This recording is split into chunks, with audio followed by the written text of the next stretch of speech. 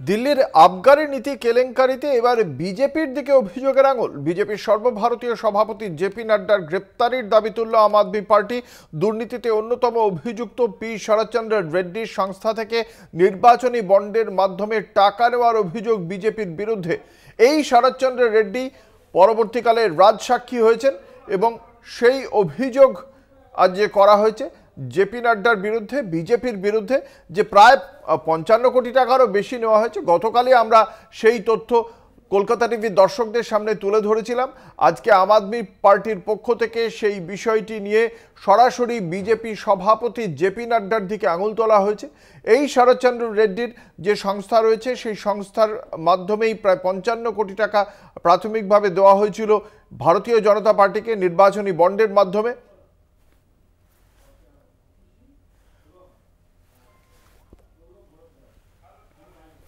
এই বিষয়ে আজকে কি বলেছেন সরকারের দুই মন্ত্রী সৌরভ भारद्वाज এবং অতীশী মার্লেনা, আমরা শোনাবো একে একে।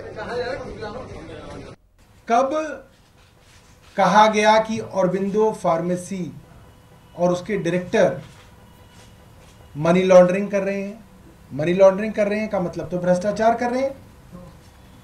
ईडी कह रही है कि वो भ्रष्टाचार कर रहे हैं। जो कंपनी मनी लॉन्ड्रिंग कर रही है या जो आदमी मनी लॉन्ड्रिंग कर रहा है, आपकी ईडी उसको छापा मार रही है, आपकी ईडी उसको गिरफ्तार कर रही है, वो कंपनी आपको चंदा दे रही है। और एक दो नहीं, 59.5 करोड़, 59.5 करोड़ रुपए का चंदा भारतीय जनता पार्टी ने लिया है। उनके अकाउंट से इनके अकाउंट में आया है, सबूत है।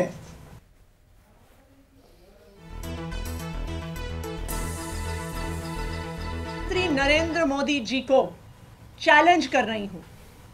मैं उनके राइट हैंड इन्फोर्समेंट डायरेक्टरेट को चैलेंज कर रही हूं कि आज शराब घोटाले की मनी ट्रेल मिल गई है।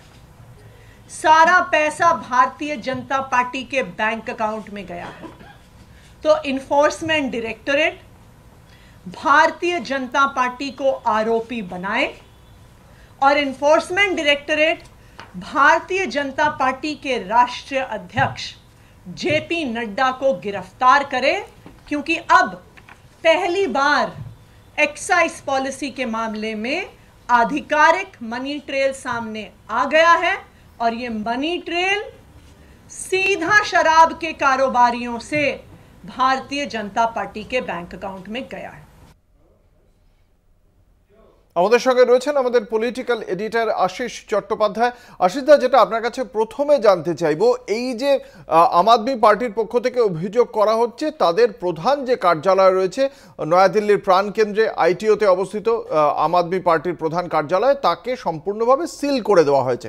আমার প্রশ্ন আপনার কাছে, যে বিষয়টি নিয়ে ঘটনা আবগারি নীতি এবং তাতে যুক্ত মুখ্যমন্ত্রী, সেই জন্যে প্রশাসন গ্রেপ্তার করেছে, কিন্তু সে তার সঙ্গে প্রধান কার্যালয়, সেটা তো দল, একটা নীতি তো কোনো সরকার নিতে পারে, এটা দলের যদি নীতিও হয় তাকে মানে বলবৎ করতে হবে তো সরকারের মাধ্যমে। প্রধান কার্যালয় ভোটের সময় বন্ধ করে ভারতীয় জনতা পার্টি এটা কি মানে ইচ্ছা করে করছে? মানে দেখে মনে হচ্ছে যেন একটা লুজ বল দিয়ে দেওয়া হলো, একেবারে ক্রিকেটের পরিভাষায় যদি বলা হয়। কিভাবে দেখছেন বিষয়টিকে?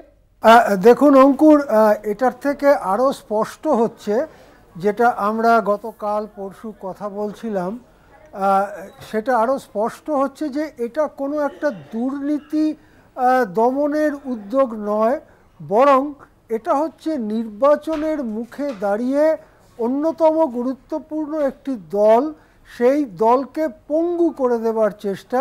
সেই কারণেই ছক সাজিয়ে হয়তো ১-১.৫ বছর আগের থেকে এটা শুরু করা হয়েছিল, যখন সত্যেন্দ্র জৈন, যখন মনীষ সিসোদিয়া ইত্যাদি তাদেরকে কারা অভ্যন্তর জেলের ভেতরে ঢোকানো হয়, এবং ঠিক যখন ভোট ঘোষিত হয়ে গেছে এবং নমিনেশন জমা দেওয়া শুরু হয়ে গেছে, তখন কেজরিওয়ালকে গ্রেপ্তার, এবং ইডি যেহেতু গ্রেপ্তার করেছে তার আশু জামিন পাওয়ার সম্ভাবনা তেমন একটা নেই বলে অতীতে ইডির গ্রেপ্তারিগুলোর থেকে আমরা মনে করতে পারি। এবং তারপরে যেটা বাকি রইল সেটা হচ্ছে পার্টি অফিস, যেটা কোনোভাবেই সরকারি কোনো ব্যাপার নয়, পার্টি অফিস, সেই পার্টি অফিসটা পুলিশ আজকে ঘিরে রেখেছে। এই পার্টি অফিসটাকে কেন ঘিরে রেখেছে সেটা সম্পর্কে কোনো তথ্য এখনও আমাদের কাছে নেই। এই পার্টি অফিস যদি বেআইনি জমিতে হয় বা কিছু হয়, কোনো একটা কারণ থাকবে তো, কিন্তু যে কারণেই থাকুক, নির্বাচনের মুখে এত বছর চলতে দেওয়ার পরে নির্বাচনের মুখে এই পার্টি অফিস ঘিরে দেওয়ার একটি লক্ষ্য হতে পারে নির্বাচনী লড়াই থেকে এই দলটিকে প্রায় আউট করে দেওয়া, অর্থাৎ গণতন্ত্রকে ধ্বংস করার একটা বড়সড় উদ্যোগ হিসেবেই এই ঘটনাটাকে আমাদের কাছে সেভাবেই আসছে বলে মনে হচ্ছে। অঙ্কুর, একেবারেই ধন্যবাদ। আমাদের সঙ্গে ছিলেন আমাদের পলিটিক্যাল এডিটর আশিস চট্টোপাধ্যায়।